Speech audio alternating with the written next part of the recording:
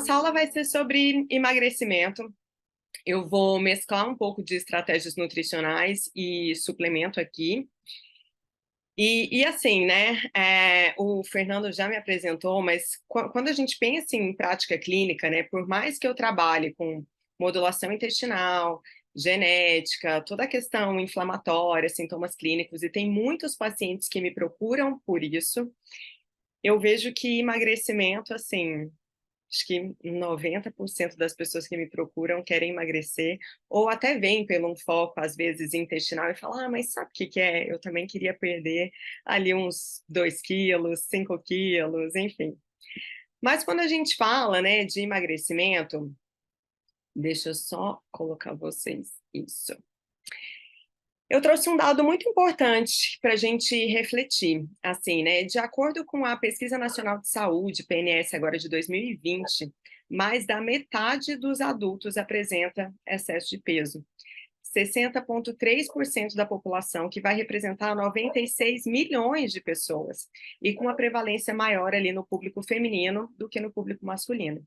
E a condição de obesidade, gente, atinge 25,9% da população. É muita gente. A gente pode ver a obesidade como um problema de saúde pública, é considerada, assim, uma doença inflamatória, e a gente precisa olhar para esse paciente com muito carinho. E aí, quando a gente vê, né, alguns estudos sobre manutenção do peso perdido, esse manejo da obesidade, a gente observa que 1 a cada 10 pessoas perde peso com dieta. Interessante? Ah, até interessante, a gente tem ali 10% da população, mas 1 a cada 200 pessoas perde peso e consegue manter o peso perdido. Ou seja, as pessoas, elas perdem peso, depois, o que que esse estudo fala? Que elas entram num platô e depois num reganho progressivo. Então, o que que isso mostra pra gente? Que só dieta não funciona. A gente precisa ir muito além disso. O que que é ir além da dieta? Então, a gente precisa conscientizar aquele paciente da mudança do estilo de vida. Pensar ali, lógico, na alimentação, e a gente sabe que a dieta padrão mediterrâneo é a dieta que tem mais evidência, pensando nos parâmetros anti-inflamatórios, de longevidade, qualidade de vida, enfim.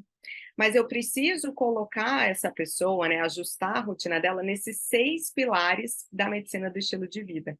Então, como é que está o sono? Essa pessoa dorme de 6 a 8 horas por noite? Ela tem um sono de fato reparador? Ela acorda disposta?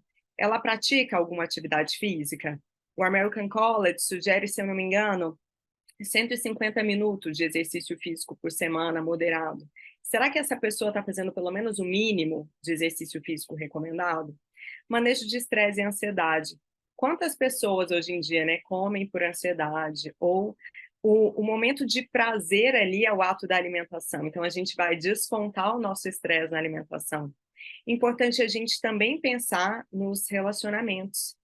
Por quê? Porque o contexto que a gente está envolvido interfere bastante. E controle de tóxicos.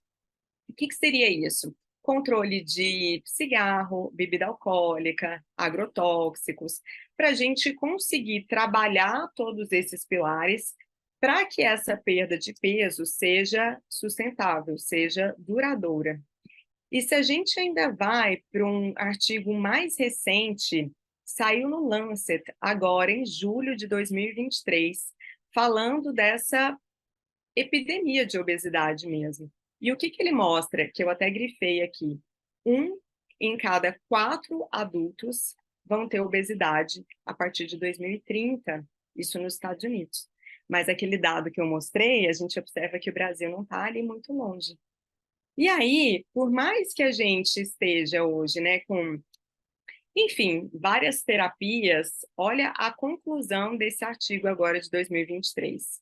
Apesar da gente ter várias alternativas medicamentosas hoje, né, as seringas da vida, os medicamentos via oral, a própria cirurgia bariátrica, que são opções até efetivas, pensando no processo de emagrecimento, é fundamental a gente pensar em modificação do estilo de vida, modificação da dieta.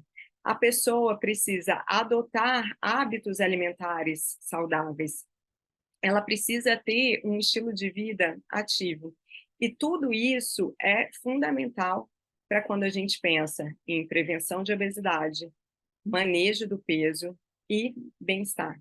Então, não adianta a gente olhar para a obesidade simplesmente ali no emagrecer e engordar, numa restrição calórica, a gente vai falar disso, mas eu preciso olhar para esse contexto do estilo de vida para a gente conseguir fazer com que as pessoas percam peso e mantenham esse peso no decorrer da vida e não fiquem no efeito sanfona, que é o que a gente mais observa hoje em dia na prática clínica, principalmente com dietas muito restritivas, seguido de compulsão, né? E aí, se a gente vai olhar para essa obesidade de uma forma ali mais profunda, o que eu preciso avaliar? Preciso avaliar ingestão desse paciente, lógico, se é um paciente que come uma quantidade muito grande de comida, se ele tem algum vício alimentar. Eu preciso avaliar esse gasto energético, qual é o gasto energético basal dessa pessoa? Qual é o gasto energético associado à atividade física? E o próprio gasto energético de termogênese também relacionado à alimentação, que a gente pode colocar algumas estratégias ali para estimular essa termogênese de alguma forma. Como é que está o intestino? A microbiota intestinal. Será que eu tenho uma desbiose, um desequilíbrio dessa microbiota? Será que eu tenho uma deficiência na produção de ácidos graxos de cadeia curta, que vão ter uma ação anti-inflamatória e vão prejudicar ali, de certa forma, no meu processo de emagrecimento? Como é que está o equilíbrio hormonal de neurotransmissores, leptina, grelina, além de alterações genéticas? A gente sabe que tem alguns genes associados a sobrepeso e obesidade, mas o mais importante é a gente pensar nessas desordens epigenéticas, porque a gente consegue modular isso também. E aí, para a gente começar a destrinchar isso um pouco mais, se eu olho aqui, né, para a ingestão energética, uma ingestão de 20 calorias por dia já gera um acúmulo de 1 quilo de gordura por ano. Gente, 20 calorias dia, assim, um morango, né? Não é nem uma maçã, 20 calorias dia. Então, se a pessoa vai ali tendo esse excesso da ingestão, ela já vai ter um acúmulo de 1 quilo de gordura por ano. E aí, o que a gente sabe, né? Vamos entender um pouquinho dessa formação de gordura. Então, se eu tenho a ingestão de carboidrato e lipídio, principalmente, até excesso de proteína por uma via metabólica um pouco mais complexa, mas esse excesso de macronutrientes, a gente vai absorver eles em glicose, aminoácidos, ácidos graxos, enfim. E aí a gente vai produzir acetil-CoA. A acetil-CoA, ela pode ir para o ciclo de Krebs, mas ela pode ir para essa via da lipogênese. Quando a gente olha aqui, de novo, um excesso de consumo de gordura, um excesso de consumo de carboidrato, eu vou ter um estímulo, um aumento de acetil-CoA, e o acetil-CoA, ele vai ser como um tijolo para a formação de colesterol e triglicerídeos. Então, triglicerídeos e colesterol são os principais substratos de excesso calórico. Isso pode acontecer por conta do aumento da ingestão de gordura, que muitas pessoas já associam, mas principalmente por conta do aumento do consumo de carboidratos e uma dieta de alta carga glicêmica. Se a gente vai olhar aqui, esse daqui é um hepatócito, a gente chegou ali no nosso fígado. Se eu tenho um aumento de carboidrato, uma quantidade alta de gorduras, e está chegando esse substrato todo ali na minha célula, o que vai acontecer? Produção de acetil-CoA, que vai ali para o meu ciclo de Krebs, mas se eu superestimulo esse ciclo de Krebs, o que eu vou ter? Um escape de citrato. Esse escape de citrato é como se ele avisasse para a minha célula que eu tenho uma quantidade muito grande de glicose e ácidos graxos ali. E aí a gente vai para uma via de síntese de ácidos graxos, que também tem uma ação de insulina aqui. Comi muito carboidrato, pico de insulina, eu vou estimular ainda faz, e vou ter aqui uma síntese de ácidos graxos, uma via de lipogênese. Eu posso formar triglicerídeo, posso formar colesterol, posso acumular essa gordura. Isso acontece tanto no nosso tecido adiposo, que a gente vai acumular gordura, e também aqui, como eu trouxe, no nosso hepatócito. E se acontece no nosso hepatócito, o que a gente vai ter? Esteatose hepática não alcoólica. Então, é muito importante, quando a gente olhar para um paciente que já chega com sobrepeso e obesidade, olhar se esse paciente já não está com quadro de esteatose hepática instalado, com aumento de triglicérides, aumento de LDL, e aí a gente começa a investigar a famosa síndrome metabólica. É importante a gente lembrar que o tecido adiposo, de certa forma, ele é um tecido metabolicamente ativo.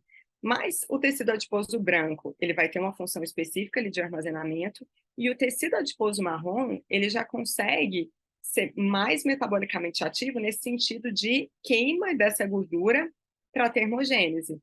Então, não seria interessante a gente também pensar em estratégias para a gente conseguir beijificar esse tecido adiposo marrom? Sim.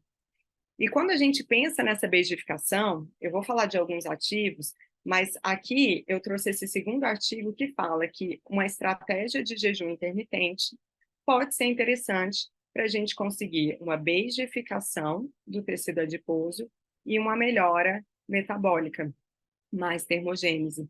Esse tecido adiposo ele fica, de certa forma, mais apto ali para a queima. Quando a gente também fala de emagrecimento, então a gente entendeu um pouquinho ali da lipogênese, como acontece, eu tenho um excesso de substrato, sobra muito acetil-CoA, escapa citrato ali, e eu vou para uma via de lipogênese. Emagrecimento, adianta pensar só em lipólise? Não. Tem muito suplemento, né, que tem aquela promessa, estimula a lipólise. A própria cafeína, né, é um estimulante para a lipólise. O que é interessante. Mas o que a lipólise vai fazer? Liberar esses ácidos graxos livres para a minha corrente sanguínea. Se eu não queimo, eu vou realocar esses ácidos graxos em outro lugar, que pode ser tecido adiposo, mas pode, de novo, ser no fígado, de novo, aumentando o risco de esteatose hepática. Então, sempre que a gente tem um objetivo de emagrecimento, eu preciso associar a lipólise com a beta-oxidação. Eu preciso conseguir queimar essa gordura que eu quebrei, de certa forma. Como que a gente vai fazer isso? Lá na nossa mitocôndria. Então, aqui, esses ácidos graxos, né, eles vão formar acetil-CoA e através da carnitina, a gente tem essa enzima carnitina palmitoil transferase 1, carnitina palmitoil transferase 2, que vai, de certa forma, trazer esses ácidos graxos para dentro da célula, para a gente estimular essa beta-oxidação, que é essa queima. Então, é isso que eu preciso, estimular a lipólise e beta-oxidação, e aqui, o que eu estou vendo também, que eu preciso cuidar das minhas mitocôndrias. Então, sempre que a gente pensa em biogênese mitocondrial, em melhorar o funcionamento da nossa mitocôndria, em flexibilidade metabólica, ensinar essa mitocôndria a usar essa gordura como fonte de energia, eu vou conseguir um resultado muito mais eficiente na beta-oxidação e, consequentemente, para o nosso processo de emagrecimento. E aí, será que emagrecimento é só reduzir gordura corporal? Super interessante a gente reduzir gordura corporal, com certeza, e emagrecimento não deixa de ser isso. Mas e a nossa saúde muscular? Como ela tá? Às vezes eu pego muitos pacientes com um índice de massa corporal normal, mas o percentual de gordura altíssimo. Por quê? Porque essa pessoa não tem massa muscular. A partir dos 30 anos de idade, a gente começa já a ter uma perda de massa muscular anual. Depois dos 50 anos, 1 a 2% de massa muscular por ano. E se a gente não cuidar, a gente chega num estado de sarcopenia. E o que a gente observa, né? O músculo, muito além da estética, da força, que é fantástico, ele é um órgão endócrino, ele é um órgão metabólico. O nosso músculo, ele é o nosso órgão mais metabolicamente ativo. Então, se eu tenho uma massa muscular saudável e preservada, o meu gasto energético basal já vai ser maior. O meu metabolismo vai funcionar de uma forma mais eficiente. Onde a gente armazena excesso de glicose? Glicogênio. Esse glicogênio pode ser armazenado no fígado hepático ou glicogênio muscular. Se a pessoa não tem massa muscular, essa glicose, ela pode ficar ali circulando na minha corrente sanguínea e vai aumentar o risco, por exemplo, de um diabetes tipo 2, de uma resistência à insulina. Isso é um quadro até muito comum em pacientes idosos com sarcopenia. Então, olhar para a massa muscular também é fundamental para a gente conseguir uma melhora da nossa taxa metabólica basal, uma melhora do nosso metabolismo de glicose e um resultado muito mais eficiente quando a gente pensa em emagrecimento, em redução de gordura corporal. E como que a gente consegue, né, ganhar massa muscular? Então, treinamento de força, fundamental. Eu não coloquei ele aqui, mas tem um estudo bem legal que ele fez com um grupo de pessoas acima de 65 anos de idade que nunca tinham feito exercício físico, e eles fizeram um acompanhamento desse público por 24 semanas. E aí compararam com 12 semanas e com 24 semanas quanto que eles tinham ganhado de massa muscular. E todos eles ganharam um pouco de massa muscular. Então, o que que isso significa? Que nunca é tarde para a gente estimular o nosso paciente, para a gente começar a fazer algum exercício de força pensando em saúde muscular. E aí eu trouxe esse parecer mais recente do ISSN, que fala sobre a ingestão de proteína e exercício físico.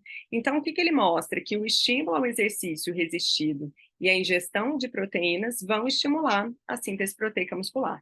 E para a gente construir e manter a massa muscular, a ingestão de 1,4 a 2 gramas de proteína por quilo de peso é suficiente para a maioria da população. Então, a gente entendeu que a gente vai ter que estimular lipólise e beta-oxidação, mas a gente também precisa cuidar da saúde muscular desse indivíduo.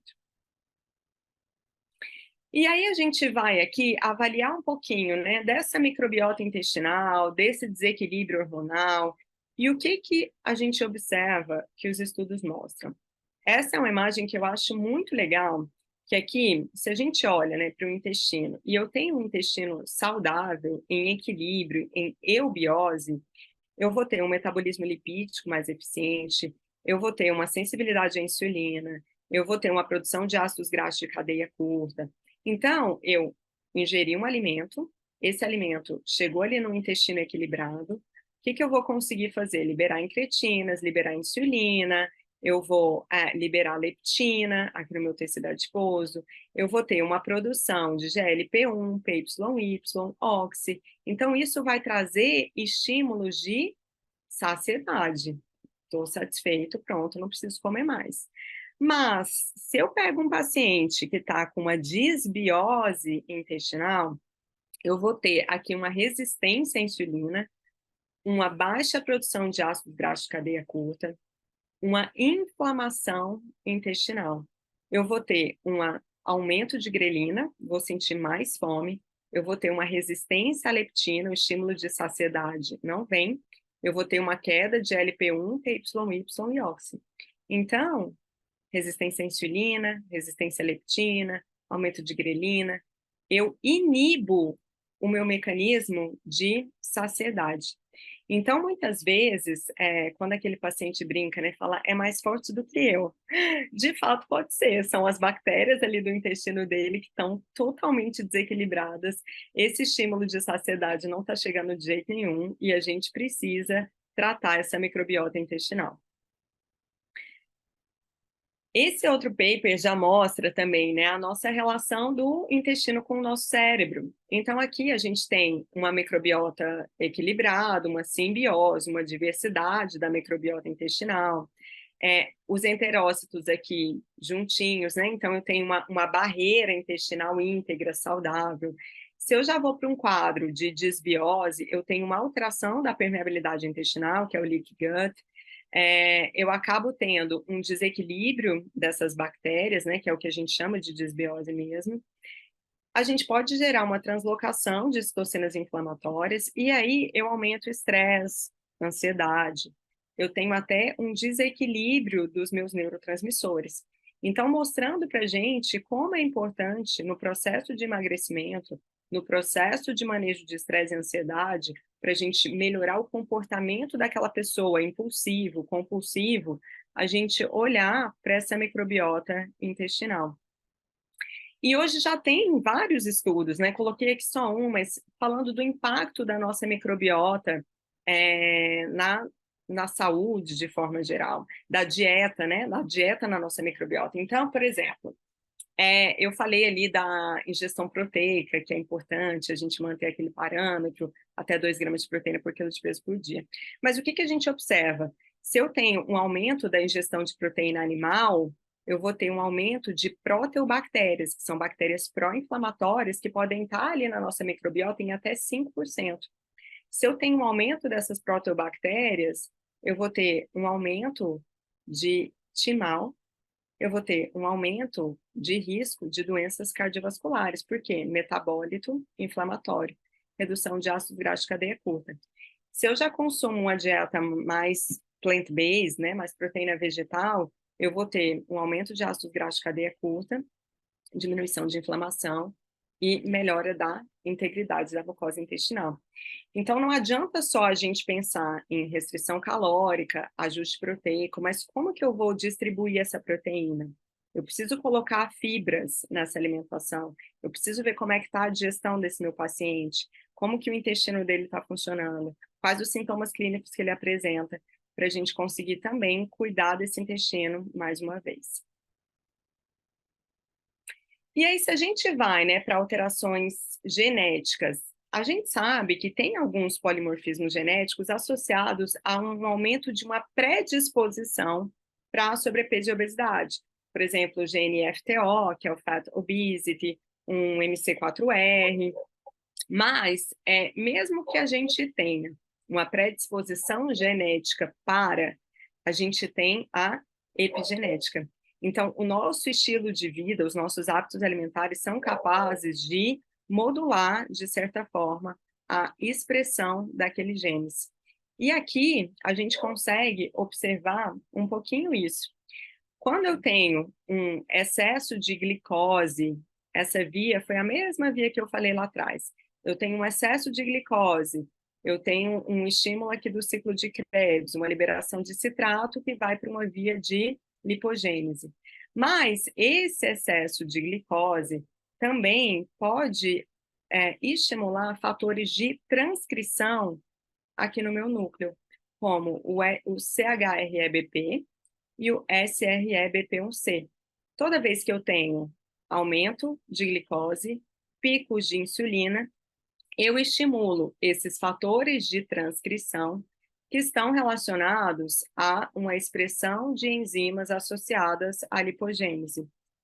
O que que a gente tem que fazer para, de certa forma, silenciar essa expressão?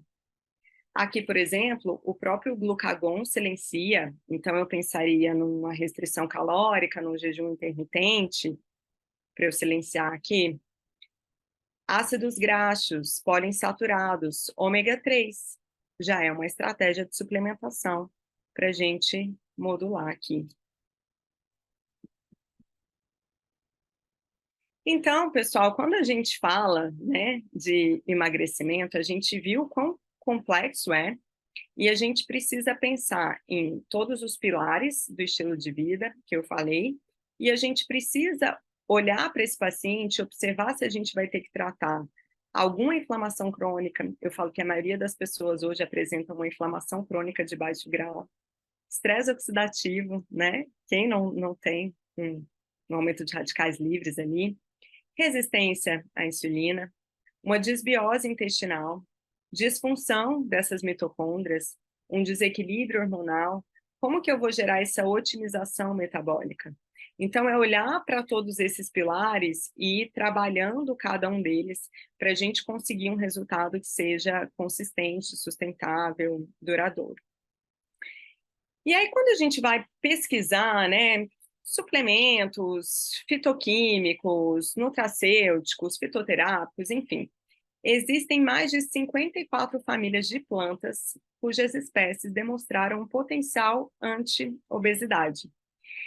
Os principais fitoconstituintes, né, dessas plantas são os flavonoides, os polifenóis, terpenoides, alcaloides, ácidos orgânicos, E esses fitoquímicos, eles vão regular a oxidação de gordura, a oxidação de ácidos graxos, eles vão reduzir os níveis de lipídio plasmático e vão inibir a atividade da lipase pancreática, principalmente, tá? Mas eles podem atuar ali em diversas funções. E é exatamente o que mostra esse artigo aqui. Então, ele mostra aqui várias plantas e o que cada uma delas faz. Então, como a gente falou, regular a quantidade de lipídio, inibir lipase pancreática, regular a expressão gênica, inibição de grelina. Então, a gente consegue inúmeras funções para a gente potencializar esse resultado, para ser um facilitador ali também nesse processo. E aí, esse estudo, ele fala até do chá verde, especificamente. Deixa eu... Aqui. A Camellia sinensis, ela tem uma ação ali de inibição da atividade da lipase pancreática. A Camellia sinensis é muito estudada, né? O chá verde, ele tem uma ação termogênica ali muito bem estabelecida. E eu trouxe para vocês o alúvia, que é um chá roxo. Ele é uma variedade da Camellia sinensis, ele foi desenvolvido no Quênia, pelo Tea Research Foundation. E o que ele é, né? Assim, então, ele é uma planta da Camellia sinensis. O cultivo dele tem alta exposição à luz ultravioleta, então as folhas são jovens, as folhas jovens e os brotos, eles são coletados e a plantação é livre de agrotóxico. Essa planta, essa folha roxa, ela vai ser rica em antocianinas e em polifenóis. E aí, quando a gente vai avaliar a composição dela, o que a gente observa? Que a gente tem epigalocatequina, galocatequinas, epicatequinas, epigalocatequina galato. Então, todos esses compostos fitoquímicos que a gente já sabe que tem uma ação benéfica ali de ação antioxidante, ação termogênica. E o que ele mostrou? Que o Purple Tea, o chá roxo, ele ainda vai ter uma quantidade maior de polifenóis comparado ao chá verde, ao oolong. Por quê? Muito provavelmente por conta da cor dele, das antocianinas, do roxinho ali. E ele tem esse composto, que é o GHG, que também é um polifenol que não foi encontrado em nenhuma outra erva. Quando a gente vai olhar a capacidade dele de inibir a lipase pancreática, é super eficiente. Não só o extrato de chá roxo, mas o GHG também.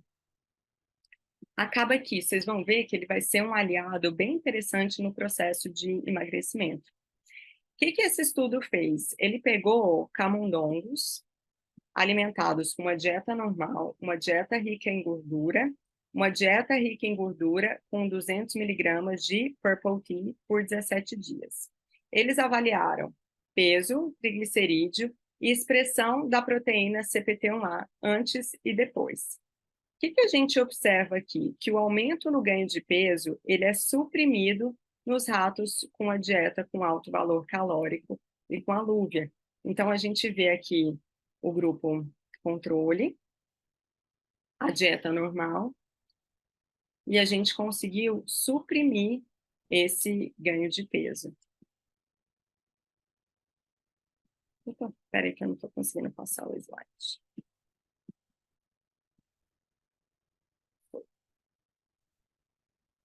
Em humanos, o que a gente observa? Ele fez um ensaio clínico com 10 homens de 32 a 69 anos com índice de massa corporal acima de 24. Avaliaram peso, percentual de gordura, circunferência da cintura e quadril, dobra cutânea abdominal e tricipital. Nesse caso, o que eles deram para esse público foi a infusão de 1,5 grama de folha seca deste chá roxo em 100 a 200 ml de água 2 vezes por dia por 4 semanas. E o que a gente observou aqui?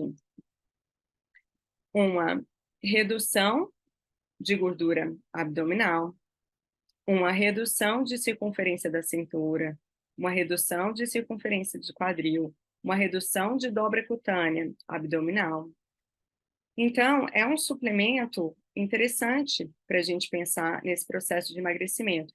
E qual é a justificativa dele, né? Então, o que ele fala? Lembra que eu falei da beta-oxidação ali na nossa mitocôndria? Então, a função da carnitina palmitoiltransferase 1 e 2 é controlar essa entrada de ácidos graxos para o interior da mitocôndria para a gente conseguir beta-oxidação e produção de energia. E esse estudo mostrou que o Purple Tea, ele inibiu essa absorção de gordura e ele estimulou a expressão da carnitina palmitoiltransferase. Então, como ele aumentou a expressão dessa enzima, eu estimulei a beta-oxidação. Isso muito provavelmente pela combinação do GHG, que é aquele polifenol exclusivo do chá roxo, cafeína, que ele tem um pouquinho, e da epigalocatequina galato.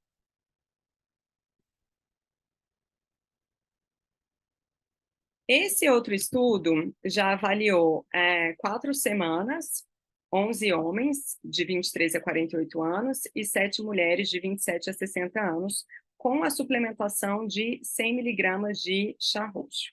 Eles observaram peso, percentual de gordura, circunferência da cintura e abdômen, dobra cutânea de abdômen e braço, e até avaliaram também teor de oleosidade na testa e ultrassom nas bochechas para ver se conseguia algum resultado em relação à produção de colágeno.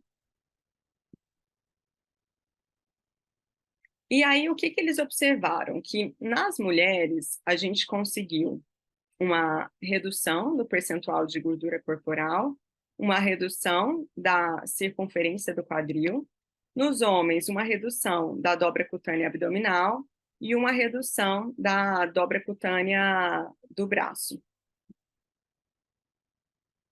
Em relação à produção de colágeno, nos homens que tinham um score de 8, foi para 19, nas mulheres de 15, foi para 19. Então, ele diz que a ingestão de 4 semanas do extrato de chá roxo, 100 miligramas por dia, reduziu gordura subcutânea e ainda aumentou colágeno na pele. Então, é considerado um ativo que a gente pode usar tanto para beleza quanto para emagrecimento. Sugestão: 100 miligramas por dia do Aluvia pela manhã. E aí, eu falei um pouco do intestino já, né? E a gente precisa, de fato, tratar essa desbiose intestinal. Então, quando a gente fala de cuidar do processo gastrointestinal, eu preciso avaliar primeiro como é que está a digestão daquele paciente. Muitas vezes, a gente às vezes vai ter que entrar com uma enzima digestiva ou com alguma tintura, tintura de alcachofra, alecrim, hortelã, enfim, para ajudar ali naquela digestão. Olhar como é que está a integridade daquela mucosa intestinal. Às vezes a gente pode usar uma glutamina, uma glicina para melhorar a função barreira e pensar em melhorar a inflamação intestinal também. E aí, um outro ativo que eu trouxe pensando nisso é o livinol. O livinol, ele é um ativo que vem da planta Garcinia indica. Ele vai ter uma ação antioxidante, anti-inflamatória, principalmente pela presença aqui do garcinol, que é o rei ali do livinol. Ele tem ácido hidroxicítrico e antocianinas também, pensando numa ação anti-inflamatória e cardioprotetora. Mecanismos de ação do livinol, né? O livinol está muito associado a essa modulação intestinal e ele vai ter também uma ativação de AMPK e outros mecanismos de ação que eu vou falando mais para frente. Então, o que esse estudo fez? Ele pegou também ratos, 13 semanas, uma dieta, quantidade normal de gordura, uma dieta com alto teor de gordura com 0,1% de garcinol, alto teor de gordura com 0,5% de garcinol. E o que a gente observou? Também, mesmo comendo um alto teor de gordura, a suplementação fez com que esse ratinho não ganhasse tanto peso. Então, a gente vê que ajudou bastante. Foi até um pouquinho menos do que o grupo controle. Então é um resultado bem interessante. Se a gente olha, outros parâmetros aqui, né, a gente consegue observar também que, mesmo com uma dieta com alta ingestão de gordura, a suplementação trouxe, comparado aqui só com a dieta com alto teor de gordura, uma redução de colesterol total, de triglicerídeos, de LDL, melhorando também o perfil lipídico. E pensando na modulação intestinal, a gente observou uma melhora da relação de firmicutes e bacteroidetes, que são as bactérias mais presentes ali na nossa microbiota intestinal, em torno de 90%, e um aumento de Akkermansia. Então, antes, esses ratinhos nem tinham Akkermansia no intestino. E com a suplementação, a gente conseguiu estimular a produção de Akkermansia. O que isso significa, né? Para a gente relembrar. A Akkermansia, ela é uma bactéria gram-negativa, ela pertence ao Filoverrucomicróbia. Ela deve estar presente ali na nossa microbiota entre 0,5% e 5%. O que ela faz? Ela vai degradar a mucina, presente ali na camada de muco, justamente para a gente produzir muco e melhorar a integridade, não deixar ficar esse intestino leaky gut aqui. Ela vai ter uma ação anti-inflamatória na nossa microbiota intestinal e os estudos mostram que a redução dos níveis de Akkermansia estão associados à obesidade, síndrome do intestino irritável, doença inflamatória intestinal e diabetes. Por isso que hoje a gente estuda tanto a Akkermansia, né? Eu falo que ela é uma das bactérias queridinhas ali. Então, o que esse estudo também mostra? Né? Que a presença de Akkermansia vai reduzir a inflamação ali no tecido adiposo, promovendo uma perda de peso, reforço dessa barreira intestinal, que eu falei, da integridade da mucosa, além de promover até uma melhora de função hepática e uma melhora da resistência à insulina. Outro mecanismo de ação do Livinol é a ativação de AMPK. E a gente quer ativar o AMPK pensando nessa via mais catabólica. Por quê? Porque eu preciso estimular a lipólise e beta-oxidação. Então, o AMPK é um sensor de energia celular, né? Quando a gente diminui ali a nossa oferta de substrato energético, a gente tem essa ativação de AMPK. Então, eu vou ter um estímulo de lipólise, um estímulo de beta-oxidação, eu vou ter uma autofagia, uma mitofagia, então uma renovação celular, uma renovação das nossas mitocôndrias, uma redução de NF-κB, que é marcador inflamatório, então melhora a biogênese mitocondrial, melhora a sensibilidade à insulina, quando a gente tem essa ativação dessa via AMPK. Outro mecanismo de ação é manejo do estresse de retículo. Então, o que esse estudo mostrou? Pegou 16 semanas, 6 grupos. Também, os ratinhos tiveram uma dieta normal, uma dieta rica em gordura com 5 miligramas, 10 miligramas, 20 miligramas e 40 miligramas. E a gente também observou que mesmo em dieta rica em gordura, eu tive um ganho de peso muito menor.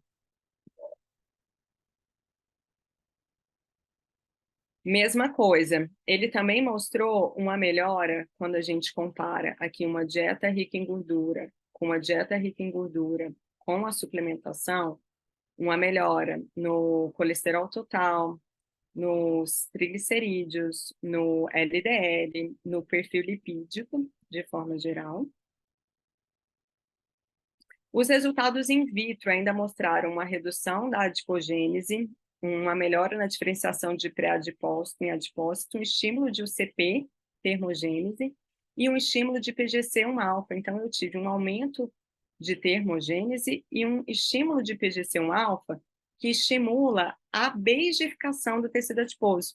Então, lembra lá no começo que eu falei que é muito interessante a gente pensar em estratégias para beigificar esse tecido adiposo? Porque ele vai ser um tecido adiposo mais metabolicamente ativo, e se eu ainda estimulo as UCPs, eu ainda vou ter mais termogênese. E aí eu estimulo mais ainda esse uso de gordura como fonte de energia. Falando um pouco do estresse de retículo, quando a gente tem ali muita gordura circulando, ácidos graxos livres, o que que acontece? O retículo endoplasmático, ele precisa, assim, sintetizar muita proteína, digamos, para a gente conseguir metabolizar e armazenar esse excesso de gordura corporal.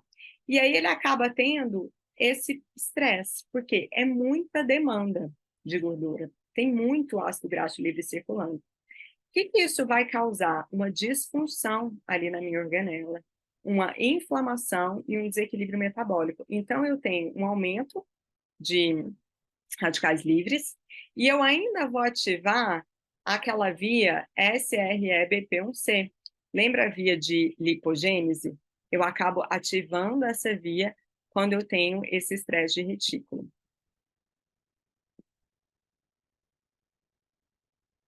Outros indutores de estresse de retículo, a título de curiosidade aqui, álcool, açúcar refinado, nicotina, bisfenolado, plástico, deficiência de zinco, de selênio, processo inflamatório, estresse oxidativo. Então, a gente ficar de olho se o nosso paciente tem alguma dessas questões.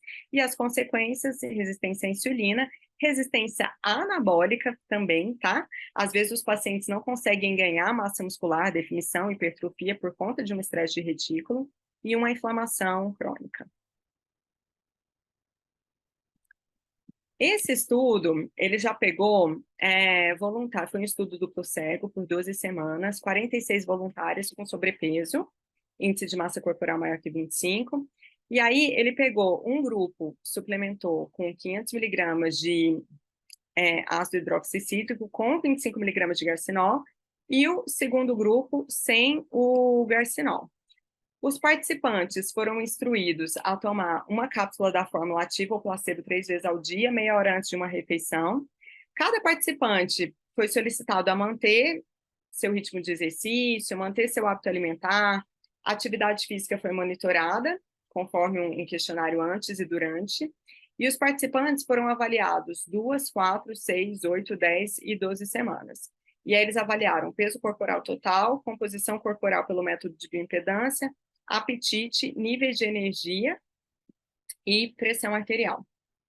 E o que que ele observou? Que teve os resultados, né? O grupo que foi suplementado com 25 miligramas de garcinol teve uma redução de peso muito maior. Então, redução de peso de gordura corporal, aumento de massa magra, redução de apetite no grupo 1. Os níveis de energia aumentaram igualmente em ambos os grupos e não teve diferença na pressão arterial durante todo o estudo nos grupos. Mas a gente teve já esse resultado, pensando em redução de peso e de gordura corporal. Sugestão do Livinol, 250 miligramas por dia. Eu coloco de manhã também, mas é porque eu acho que fica mais fácil para o paciente já consumir o suplemento ali de manhã. Outro ponto para a gente pensar, resistência à insulina. Se eu tenho picos de glicemia, picos de insulina, eu vou ter um acúmulo maior de gordura, principalmente região abdominal. E essa acaba sendo uma queixa super comum, né? Dos pacientes, eu tenho muita gordura, mas principalmente aqui na região abdominal. Então, o que que a gente tem pensando em suplementação? O Glucovantage, ele é um alcaloide vegetal isolado da Berberis aristata, que ele é 5 vezes mais biodisponível do que a berberina. Ele é chamado de dihidroberberina. Hoje a gente tem vários estudos com berberina, mas o que a gente sabe é que a berberina, ela precisa de um intestino ali equilibrado para a gente converter em dihidroberberina para eu conseguir absorver. Se a gente pega esse paciente que está com a desbiose, com o intestino desequilibrado, às vezes ele não vai conseguir fazer essa conversão de uma forma eficiente e eu vou ter que colocar uma dose maior de berberina para eu conseguir ter o efeito desejado. Então, o Glucovantage vem como uma proposta de já ser a dihidroberberina, facilitando essa absorção e a gente consegue usar uma dose menor. Outra vantagem é que ele geralmente não causa os desconfortos gástricos que a berberina costuma causar. Tem paciente que queixa, às vezes, de um pouquinho de náusea, um desconforto gástrico ali, desconforto intestinal, e o Glucovantage, os pacientes não têm essa queixa, justamente por conta de uma dose menor, né, e dessa absorção mais rápida. Se a gente olha, né, estudos com a berberina e o papel da berberina nas doenças crônicas, a gente observa que tem uma ação antioxidante e uma ação anti-inflamatória. A gente tem estímulo de superóxido dismutase, então enzimas com perfil antioxidante, uma redução da produção de radicais livres, uma redução de estresse oxidativo, eu tenho uma inibição de NF-κB, então, que é um marcador inflamatório, uma redução de citocinas pró-inflamatórias, uma redução da inflamação de forma geral. Então, a berberina, ela vai ter uma ação antioxidante, uma ação anti-inflamatória, uma ação hipoglicemiante, uma ação hipolipemiante também. Esse estudo, ele mostrou o efeito da berberina na perda de peso, pensando já na prevenção da obesidade. Então, ele fez uma revisão sistemática de 35 estudos, de 2006 até 2019. E o que ele observou, né? Estudos mostrando, eu peguei aqui em humanos, mas ele mostra vários, beijificação do tecido adiposo, com aumento da termogênese, melhora da resistência à insulina, redução da glicemia, colesterol total e LDL pela inibição da alfa-glicosidase da lipase pancreática. Então, acaba sendo também uma estratégia interessante para a gente pensar na prática clínica. De conclusão, ele fala que a berberina, em uma dosagem de 200 miligramas a 1 grama diariamente, é considerada eficaz para reduzir a glicose no sangue. A berberina na dose de 100 miligramas a 500 miligramas modula a microbiota intestinal, estimulando GLP-1, peptídeos intestinais, e ela ainda vai inibir esse estresse de retículo endoplasmático, ativando via de MPK. Então, a gente vai recapitulando um pouco tudo que a gente viu de funcionamento para entender o mecanismo de ação desses suplementos. Esse estudo falou também da berberina em relação ao potencial prebiótico dela, pensando de novo na Akkermansia. Então, também pegou os ratinhos com dieta normal, dieta com alto teor de gordura, com 100 miligramas por quilo de berberina, 200 ou 300, e mostrou que os que consumiram a berberina tiveram um menor ganho de peso. A gente teve também um estímulo de MUC2, MUC3, MUC4 e MUC13, então, ou seja, de mucina, de muco ali, melhorando a integridade da mucosa intestinal. E a gente teve, ó, nesse grupo, esse verdinho aqui, acho que está bem pequeno para vocês verem, mas é a Akkermansia. Então, a gente conseguiu também ter uma modulação da microbiota intestinal, pensando na Akkermansia, com o uso da berberina. Esse outro estudo, ele já faz um parecer mais geral, pensando no uso de berberina na síndrome metabólica, então a gente observa um resultado tanto na obesidade, diabetes, ácido úrico elevado, hiperlipidemia e esteatose hepática não alcoólica. Quando a gente olha ali para o nosso foco hoje, que é sobrepeso e obesidade, a gente consegue ter uma redução de adipogênese, redução de peso, estímulo de termogênese, melhora de desbiose, modulação de inflamação. E aí a conclusão desse estudo é que estudos emergentes provaram que a berberina tem um bom efeito terapêutico em todos esses casos. O mecanismo molecular em seres humanos ainda não foi completamente elucidado, mas alguns efeitos, como redução da glicose no sangue e melhora da resistência à insulina, já foram confirmados em ensaios clínicos. E aí, quando a gente olha de novo para aquele AMPK, que a gente quer estimular, pensando em aumento de lipólise, aumento de beta-oxidação, aqui, quais são os nutrientes que podem estimular essa ativação de AMPK? Olha ela aqui, berberina. Com que? Aumento da oxidação dos ácidos graxos, melhora da função hepática, aumento da sensibilidade à insulina. A gente também tem resveratrol, a gente tem ômega 3, flavonoides, curcumina, que eu vou falar de curcumina também. Então, sugestão do Glucovantage, pensando que ele já é a dihidroberberina, que vai ter essa absorção mais rápida e mais facilitada, 100 miligramas antes do almoço e antes do jantar. Prática clínica, gente, eu já peguei paciente com hemoglobina glicada alta, insulina alta, usei o Glucovantage, no primeiro mês a gente já teve um resultado, assim, muito significativo de glicada e insulina, tá? E sem nenhum desconforto gástrico, o paciente super bem com a suplementação, então foi um resultado bem interessante. E aí, voltando nos nossos pilares do emagrecimento, a gente não pode deixar de falar de inflamação crônica, e aí é lógico que a gente vai ter que pensar numa dieta anti-inflamatória, como eu falei lá no comecinho, né, na dieta mais padrão mediterrâneo, mas a gente tem um curete, que é um ativo, né, uma matriz de cúrcuma, que ela tem essa tecnologia de PNS que faz com que ela seja super biodisponível. Porque a dificuldade que a gente tem com a curcumina hoje, né, a gente sabe que tem inúmeros estudos com curcumina mostrando benefícios de ação anti-inflamatória, enfim, mas é a biodisponibilidade. Então, essa tecnologia gera um aumento de biodisponibilidade em até 10 vezes mais do que a cúrcuma padrão. Então, a gente sabe que vai ter um efeito bem interessante, um efeito anti-inflamatório que a gente quer, e ainda com uma dose menor. E aí eu trago de novo aquela mesma imagem do estudo, mostrando os nutrientes de ativação de AMPK, e aqui a curcumina, com estímulo de adiponectina, melhora da sensibilidade à insulina e melhora da oxidação de ácidos graxos, estimulando ali essa via do AMPK. E aquele artigo que eu também trouxe quando eu comecei a falar das plantas, que ele também coloca aqui a cúrcuma longa como um agente natural anti-obesidade. Porque ele vai aumentar a acetil-CoA oxidase lá no fígado.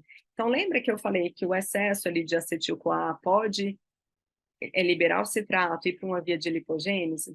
Então, ele vai diminuir essa via de lipogênese ali. Além disso, a gente tem uma ação de diminuição dos níveis de lipídio no sangue, uma melhora do perfil lipídico também. Sugestão, 50 miligramas uma vez por dia, mas dá para usar mais, 100, 150, vai depender muito de quão inflamado está esse paciente. Então, gente, assim, quando a gente fala, né, de sobrepeso, obesidade, a gente viu que isso está crescendo muito, que de fato é um problema de saúde pública, e a gente tem vários pilares para a gente trabalhar com esse paciente, muito além de restrição calórica, muito além de aumentar o gasto energético, mas a gente olhar para fatores genéticos, expressão gênica, modulação intestinal, pensar na dieta, pensar em sono, pensar em exercício físico, pensar em suplementação, olhar que, além dessas estratégias técnicas, né, tem uma pessoa ali com sua história de vida, suas emoções, seu comportamento alimentar, com comfort food, com uma comida da avó, aquela memória afetiva que a gente tem com a alimentação, e a gente entender também que sociabilidade é saúde. Então, conseguir equilibrar tudo isso num tratamento de um paciente com sobrepeso e obesidade, eu acho que é muito desafiador.